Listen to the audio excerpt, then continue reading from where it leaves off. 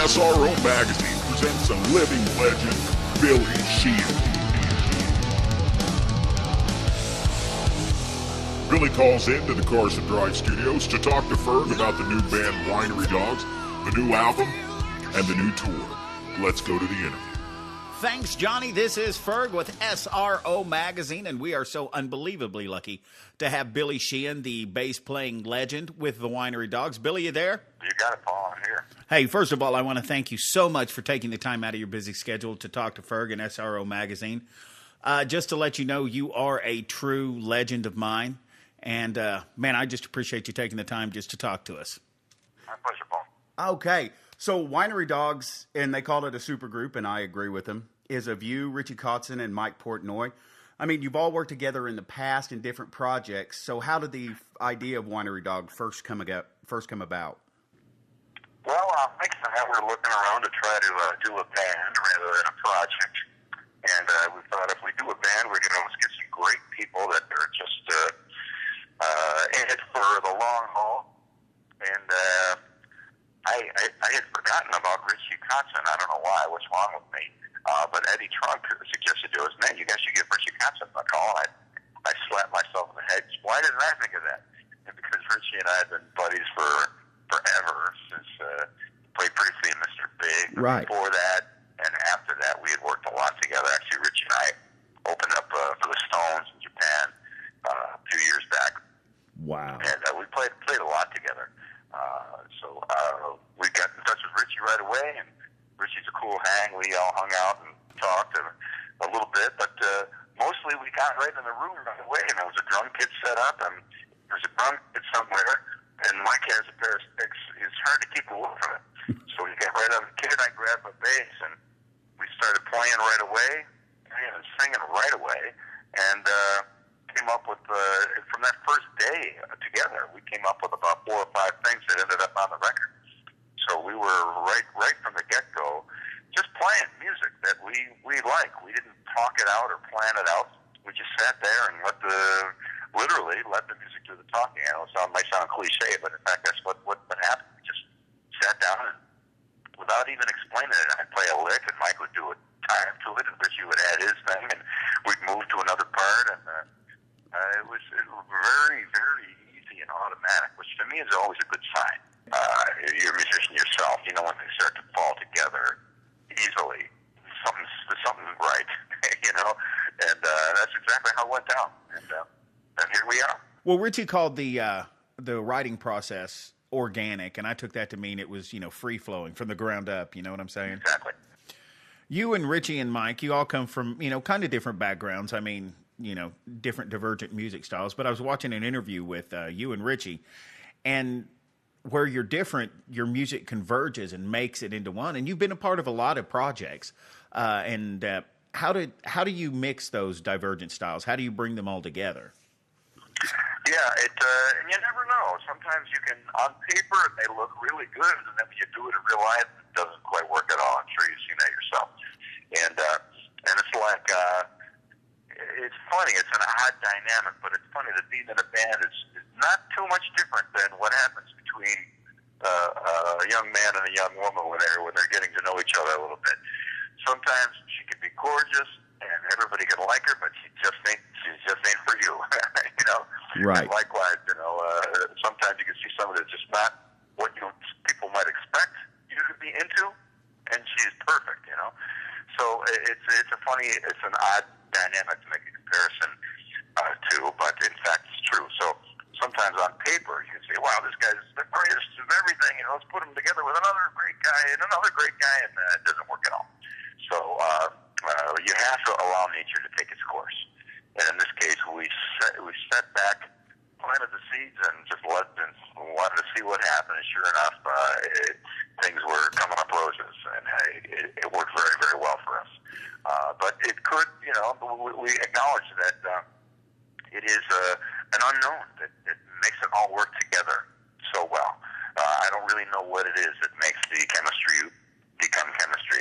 You can do everything you can, open as many doors as possible to allow it to walk in, but if it doesn't walk in, it doesn't. And in this case, it came roaring in, and we right away noticed especially playing songs for our friends, the response people had to the sound of the band and the vibe of the band. And that, for me, is often a true test. You sit around with a bunch of friends, hey, check out what I'm working on. Me and Mike Portnoy or G. Cutson did something. We'll give it a listen. And people instantly were very excited about it. So it was a good sign.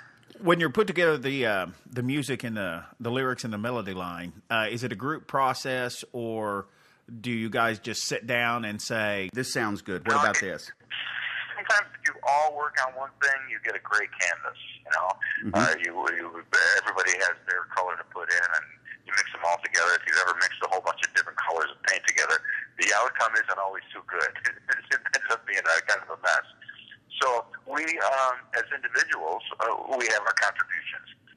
Lyrics and singing, the guy that does the singing has a lot to do with the lyrics because he's got to sing them. I get emails from people sometimes that I write lyrics and I write words, and I say, you know, you may, but unless you sing them, writing lyrics for somebody who sings, don't know them, and you don't know how to sing lyrics is almost impossible. That's why you won't see many lyricists around, because there's almost no such thing. There are one or two stellar examples and almost no others. So for Richie to sing his parts, generally he does come up with lyrics or melody lines, and then we tweak lyrics afterwards. I do it, Mike does it, you know. But in this particular record, Richie did most of the melody lines. Mike and I tweaked maybe about 30-40% of the lyrics, and that's about how it went down. Well, it has it's got a classic raw sound, but it's very modern in its appeal. And some of it seems like those classic icons of, you know, that Deep Purple, Zeppelin inspired modern rock. Is that kind of the vibe you were going for? No, but it did happen that way.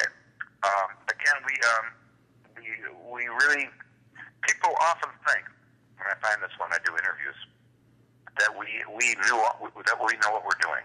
And then, in fact, we just kind of get in a room and, oh, look what happened. You know, often when you're writing a song or recording a song, what you end up with is much different even than how it even started out. So we see situations like that, but we didn't necessarily go for a particular sound or a particular vibe, and we certainly didn't talk it out or plan it. But I think that's why it's working, because we didn't really do a lot of scheming, planning, and, you know, figuring, marketing talk. You know, sometimes right. We just did our thing without, you know. Mike, you play drums. Richie plays guitar and sings, and I play bass. We all sing. Let's just do some playing, you know. And it turned out to sound, I think, a little classic rock-ish. I think primarily because we're all in the same room together, and that's how great albums were made. It's some of the greatest records that I ever listened to, and when I was young and coming up, were made by guys sitting in a room. Because that's how you had to do it. You had no choice. There was the recording and the mics, and you didn't have studios with separate booths and digital editing and overdubbing. You just sat in a room and you played, and that's how a lot of classical records were made. Not all, but certainly a lot. And so I think that's why it came out that way. So we sat in a room and played, and that's what we got. Now you've been in the studio and you recorded, you know, 30 plus albums with different people in your solo work and with bands. What process do you like the best? Do you like getting in there and everybody just hashing it out, or does it just depend on what you're trying to accomplish? Well, I generally like improvisational music. I like it when we have a song and we know the song, but now it's time to lay it down. So let's just fly. We know the chord changes. We know what we're supposed to be doing at any given point. So let's play it. Let's see what happens. Also, you know, where we don't necessarily we have a template. We have an idea where we're supposed to go in every particular part of the song, but we're not so much held to that template. The foundations, yes, but let's make room to move, make room to improvise. And for me, that's my favorite thing when it's time to, okay, let's lay one down and hit the record button and go.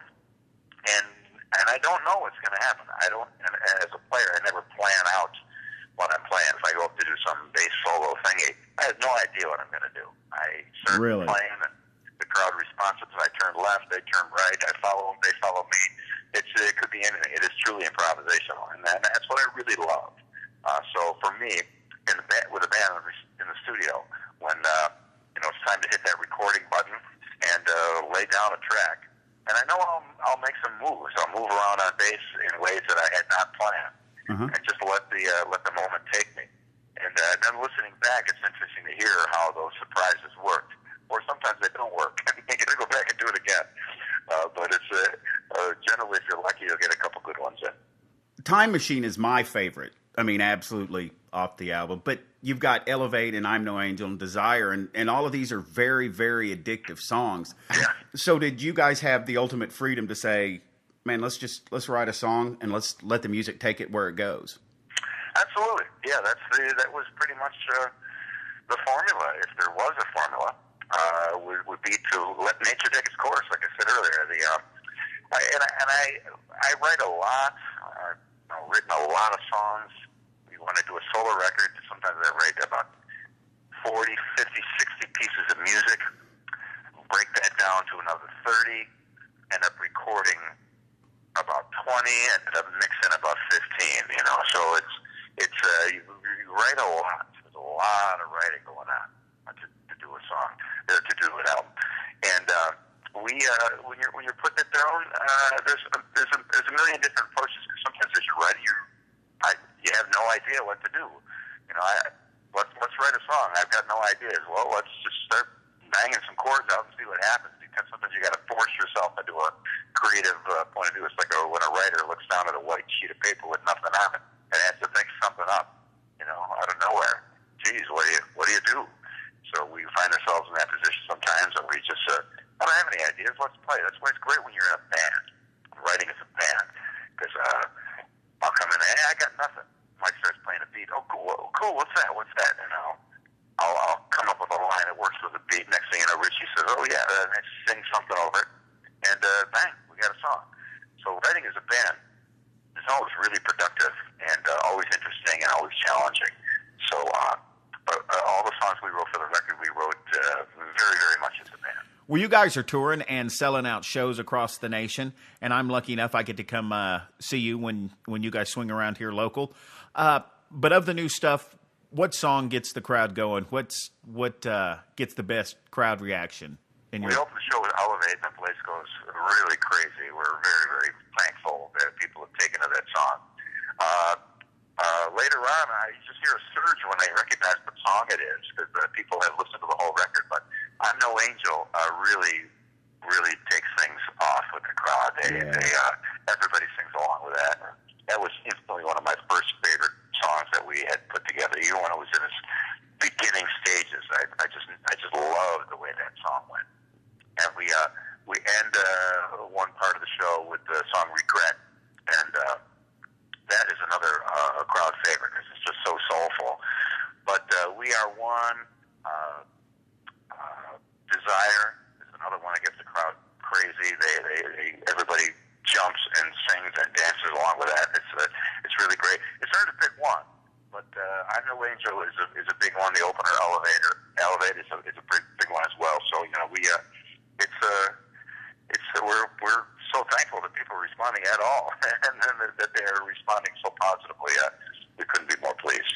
You guys have always been known as really strong, really good, live musicians. You put on great shows, individually in the projects you've been in. How is it coming in, having a previous relationship with Richie and both Mike, to come in and put together the live show and put together the new band? I mean, looking across each other and getting those knowing glances, where they're going to be, they know where you're going to be. How much easier does that make it? Yeah, we have kind of an ESP thing going on. Bass and drums, of course, the relationship is supremely important. Mm-hmm. And I don't know how it works or why it works, but I can look over at Mike, and he looks at me, and for some reason, we do the same thing. And it's hilarious because we didn't plan it. I don't know how it happened. But suddenly he'll do one lick that he's never done before, and I'll do something exactly like it. And it just kind of happens, and it's kind of spooky in a way that we, managed to do that Vulcan mind meld together somehow. But it works well with Richie as well.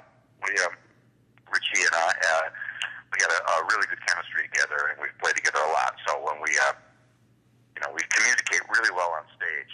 That's why a three-piece band is really cool for that, because it's just easier to connect up to two other people than it is three other people. Right. And three-piece bands is always one of my favorite formats. So we keep an eye on each other really closely on stage.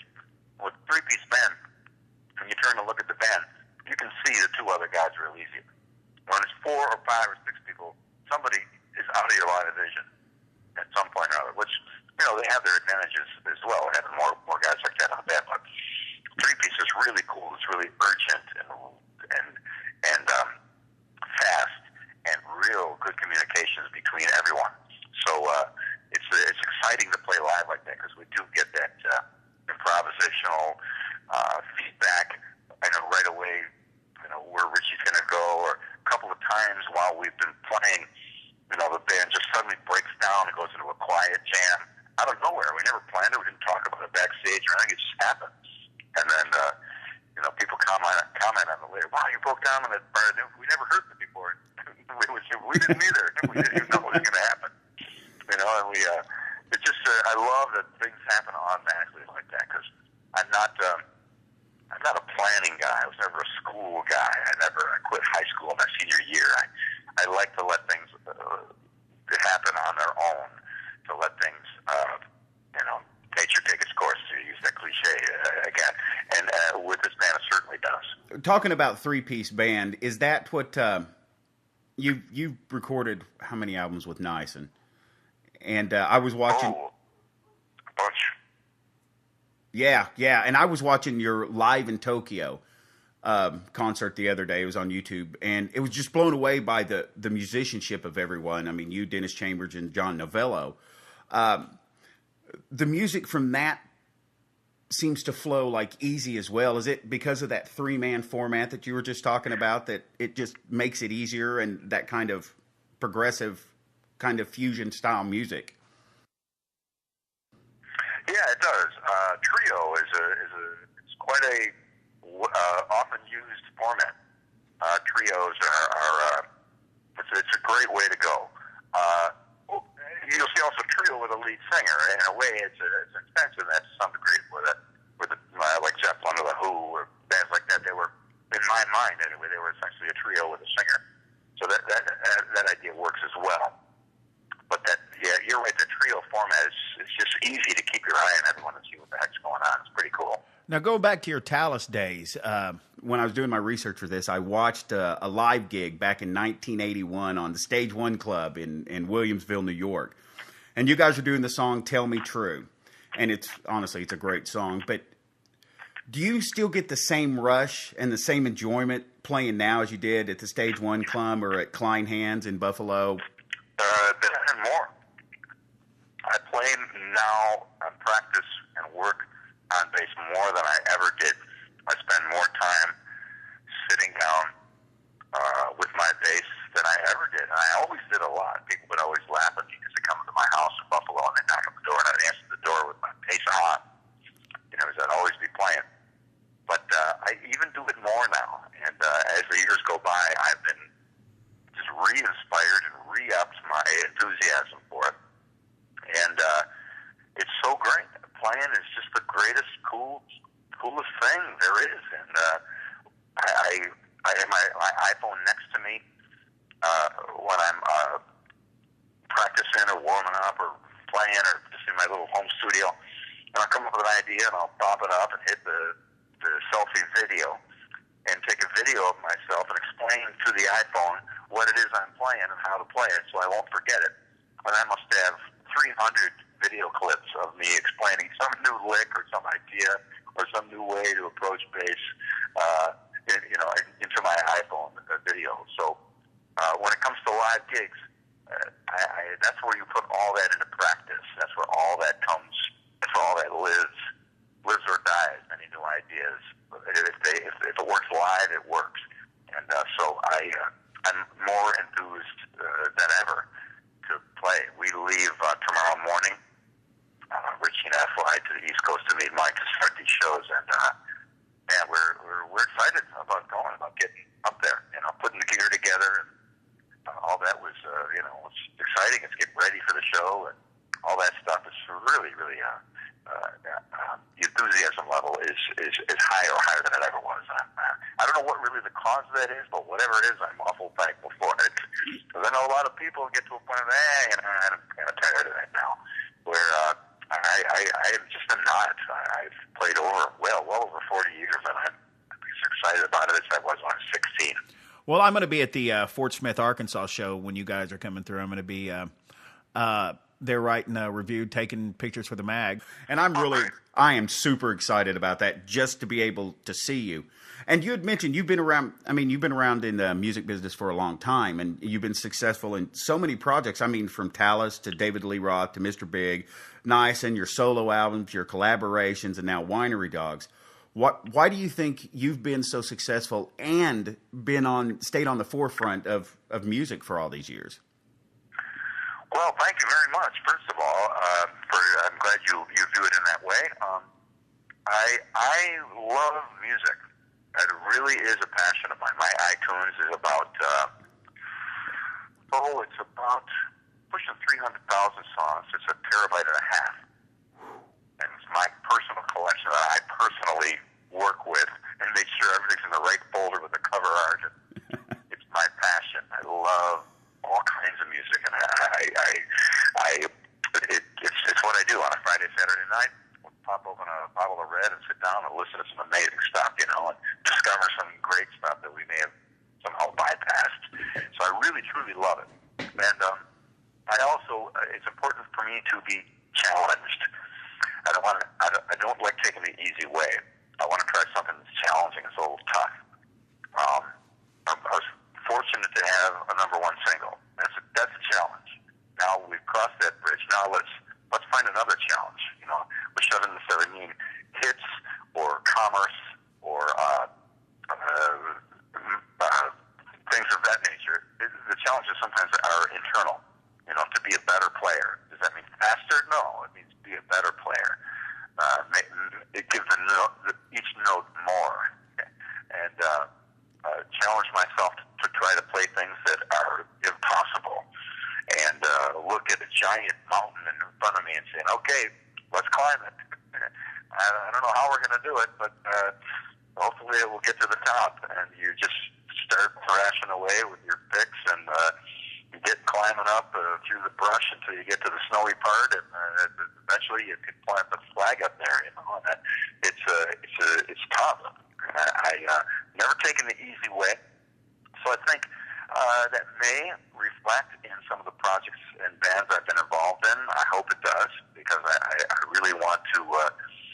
I'm looking to push myself further, and hopefully the people that listen or watch will see that and gain some inspiration from it and enjoy what's happening. That's kind of the overall theme, I think. But I love music, and I refuse to sit back and not be challenged. So I think all those things may add up to some built-in kind of a thing with the bands I work with that may be perceivable by the audience. I had a question that I was going to ask. The one piece of advice you would give to, the up and coming musician, but you just absolutely surmised it perfectly. I mean, practice, challenge yourself, do things that you think are impossible, listen to it. I mean, absorb everything that you come around. Now, in regards to your music, have you considered yourself a successful businessman in the world of music, or do you look at being a successful musician in the world of business? I think I'm a successful musician in the music business. I've never been too business oriented. I've always tried to have the foresight to hire people to take care of things like that were people of good nature and honest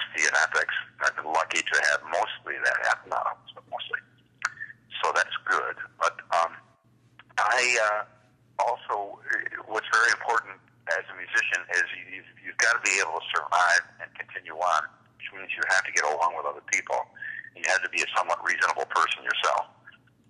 Because I know so many great musicians that have just shot themselves in the foot with a particular attitude or point of view that makes them difficult to be around or difficult to work with.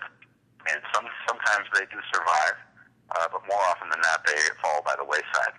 And so most of the musicians that get somewhere, whenever we all get together, we're all kind of the same mind. Like we had a show on Thursday night. It was a Who, Keith Moon, John Entwistle tribute. Drummers and bass players from all over the place, all over the House of Blues here in L.A. And everybody's friends. We know everybody. Everybody is friends with everybody else. We're all kind of the same mind. And it was all guys that were successful, been in huge bands, been all over the place. I posted a review of it on my Twitter. You can probably look it up. It kind of lists everybody that was there. Yeah. So you kind of have to be of that state of mind. You have to be, a somewhat agreeable person, ability to get along with others. You don't necessarily want to compromise on what your ideals are, but it's good to be able to have a little bit of work room to fit them in with other people's. And that's another important aspect. I enjoy some wine and a couple cocktails, but I'm a non-drugger. I've been a non-drugger almost my whole life. In high school, I smoked dope a couple times, but from 1971, I haven't even had an aspirin. Really? So I never tried cocaine, don't smoke dope. And these things I think are important because you got to keep your wits, you got to keep your sense about you. And I know when I drink a glass of wine, my wits and my sense are not there. So I would not want to function or make decisions when I was impaired, which is why they give you such a hard time driving a car. Right. When you're impaired. There's a reason for that. And so driving a car is very analogous to being in a van, getting somewhere. You know, you got to stay on the road. You got to be prepared for anything that jumps out in front of you. Know when to turn right and left, and know when to hit the gas and know when to hit the brakes. You know, and you can't do it when you're impaired. You know, you think you can, but you really can't. And so I think that was another factor as well. But I think being agreeable with people, challenging yourself as a player, always reaching for something more. Also playing ensemble, playing with other people is so important. You're not just three soloists. You got to all play together. You got to enhance each other's playing. It was time for Richie to really go as a solo. I want to pull back and hold that note or give him a line underneath it that really works well for what he's soloing on. You know, Same with Mike. I want to give him a good solid foundation. Or work with him rhythmically, and you work together. It's super important. Now you had this is kind of a couple of my own personal questions. You had a bass that you affectionately called the Wife, and now that's retired. You play Yamahas that are based on that. Now, speaking of, are you a one bass kind of guy, or do you have the whole setup where you've got a bass for every song, or do you have that the one cherished? I generally use one bass for the whole show. I generally don't even need to tune it for the hour and a half or 2 hours that I'm playing, as I set it up right so it doesn't go out of tune. And I don't see the value of changing basses song to song for me personally. Back in the day when I started, I could only afford one bass, so I would do a whole show, a whole week, a whole month on one bass. And so it kind of stuck with me since then. So I generally have one bass I gravitate towards during any time period. Right now I'm using the new Attitude 3, and that's been my main bass now for about the past 3 years. You get an incredible tone, and it's a very unique tone. It's unique to Billie Jean. Just tell us a little bit, how you get that unique tone that you've had for throughout your career. Yeah, it's a combination of things. Like when you look at your home stereo, you see a little speaker at the top and a big one at the bottom. One does the high frequencies, one does the low. Right. The reason they do that, when you split things up, but it sounds better. Trying to get all of those frequencies out of one speaker is always a little bit more difficult. It can be done, but even the little ear headphones, sometimes they're putting more than one element. They're putting an element for the high frequencies and an element for the lows. Even though the little tiny thing that goes in your ear, just to separate them out. It's an important thing as far as the physics of audio goes, to separate always everyone's cup of tea, but that's how I started doing that way back in the 70s. I started, I dare say, I think I'm the first bass player, maybe the first musician to use a rack of gear on stage. I'm not sure. Someone will probably refute that and find somebody who did it before I did. But I was using Pro Audio rack mount components for my bass setup way long time ago. And so I've been I tinker around with all the gear, and I've been an audio nut since the early days, and I've always modified almost everything I've played on. So basically, the physics of it all just led me to the route I took, where I started to split frequencies up on the bass, and you have one amp to one thing, another amp to something else. And other bass players, when they try it, they're usually very impressed with it. It usually is a pleasant experience for them. So I turn a lot of people on to different ways of achieving the same thing, and cheaper or easier or less complicated. I have a new pedal out by EBS. It's my own signature pedal, and it does a similar thing in that it separates the distortion and clean tone, so you get a real bass tone, and then you have a little distortion ghosted in to give you a nice enough grind, like if you had an amp turned up loud, but still you don't lose your note that you need as a bass player, which happens sometimes when you start to muddy things up. Right. And but yeah, it's even that it's always an adventure. It's always a challenge, and I'm always evolving the setup. With each tour, something changes a little bit, but the basic principle is like what you see when you look at a stereo speaker.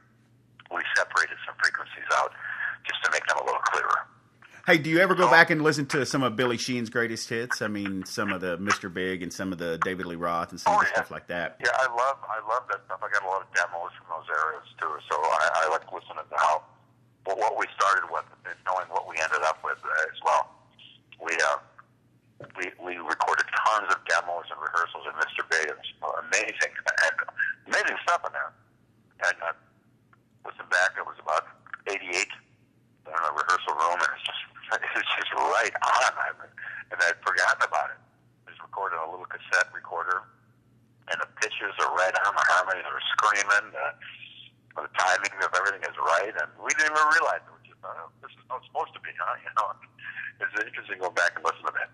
And we included in the new packaging for the Winery Dogs record, just a couple of demos for some of the songs we did on the new record. And it's kind of interesting. For me, I like to hear demos and where a song that I love or where it came from. You know, I got great demos of everything. Beatles, Genesis, Hendrix, you name it, I've got their demos. Bowie, all kinds of great stuff. And it's nice to listen to where these classic great songs came from and how they developed. Excellent.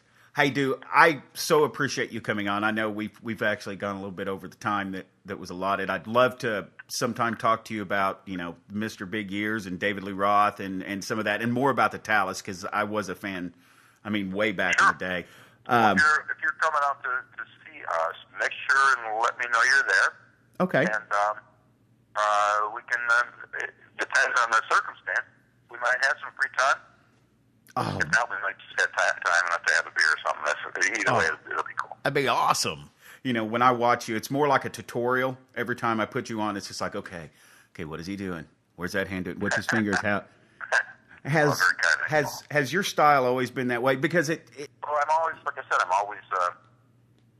always working on it. There's always something more to do. No matter how good you think you got it, it's always a bad state of mind to think you got it good. You know, I notice my mistakes. I notice the things that I don't do right. The audience may not at all. They may be way beyond them to even perceive it, but I know. And so I work hard on making sure everything I'm doing is what it's supposed to be. Treat each note as very important. Yeah, and sometimes not. You know, I try any kind of a rule that comes up. It's good to be able to follow it. It's also good to be able to violate it. Right. You know, sometimes you don't treat every note like Bach and Beethoven and those classical composers. They're very